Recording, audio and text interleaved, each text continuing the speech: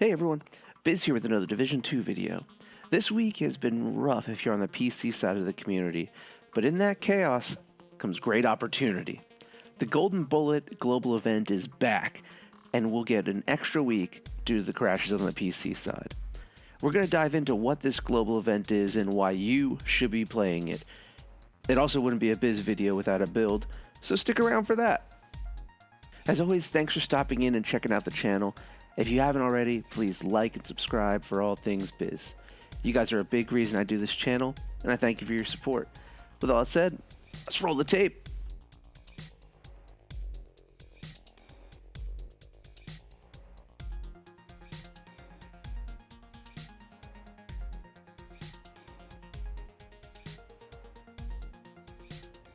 So this weekend next, we'll be going weapons hot in the Golden Bullet Global Event.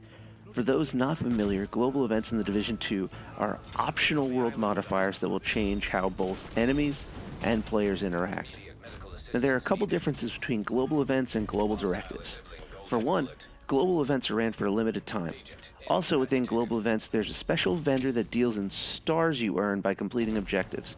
For this global event, enemies will have time to construct a golden bullet. Should the enemy build that bullet, they'll be offensively buffed for some time. On the flip side, should you kill the enemy that is either making the bullet or has the bullet, you will gain the offensive buff. This buff will continue for a short time and refresh every killing blow. This buff is a huge reason why you should be playing this global event right now.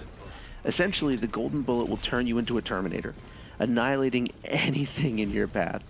It is without a doubt as much fun as you're going to have in the Division franchise. At least for right now. Another really good reason you should be playing this event is the vendor.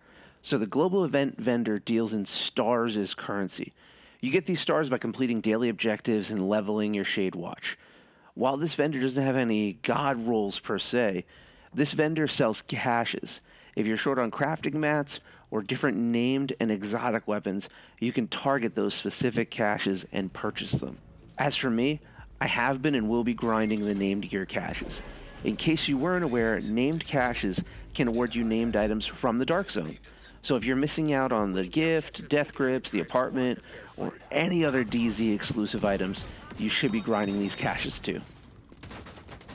Now that I've sold you on booting up your agent and having a good time, let's throw a build here that will let you have the best time with the Golden Bullet.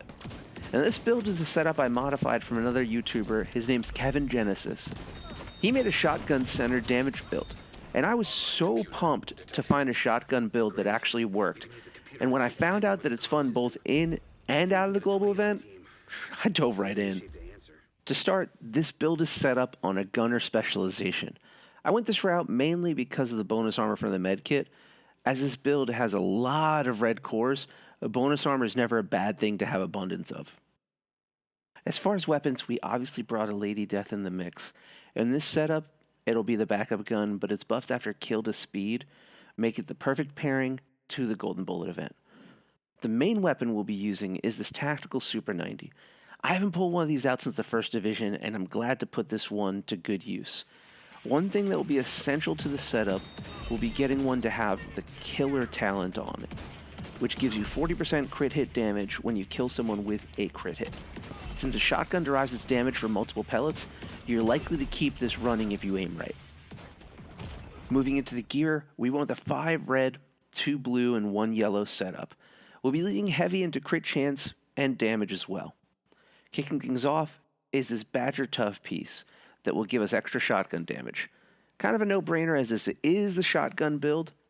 We also see one of our blue cores here with a bit of armor regen and a lot of crit damage. Next up, we have a Grupo Sombra and a Seska piece. For the chest, we went with Intimidate. Again, playing into the bonus armor and in turn playing into doing 30% amp damage at close range. Also again, we see both pieces really dialed in to the crit chance and damage of this build. In our backpack slot, we have one of the top tier exotics in the Memento. I found this to be perfect with this setup, as getting some bonus armor and extra damage is the theme of this build. The Memento, though, is the perfect exotic for this global event, as the kill confirmed talent will stack with the Golden Bullet buffs, making you a lead fire hose of death. Rounding out this build, we have the Contractor gloves and the Fox's Prayer knee pads. These two pieces have multiplicative damage to armor and damage out of cover, and are best in slot. Pretty meta? I know, but sometimes, especially when being an efficient agent, maximum meta means maximum fun. I suppose you could pull one of them off and do a Sokolov piece as well, but that's another build for another day. Skill-wise, we go to the old reliable Revive Hive to erase any mistakes I make going headfirst into danger.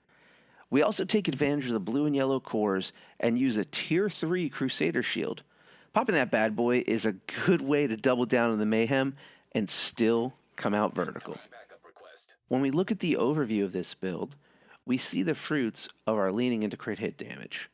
Both guns are hovering around or above that 160% mark, and with a pretty high crit chance on the Super 90, getting Killer to work should be a breeze and boost the crit damage to over 200%. Overall, this build was a blast to run on my missions this week. Even on challenging and heroic, this shotgun did work. It was also nice that when things got dicey, the Lady Death was there to get me out of a bind. I still think Lady Death is my favorite of the non-raid exotic weapons. If only it had a bigger magazine though. That, I suppose, is another video for another day. Theory crafting aside, that will wrap things up for today.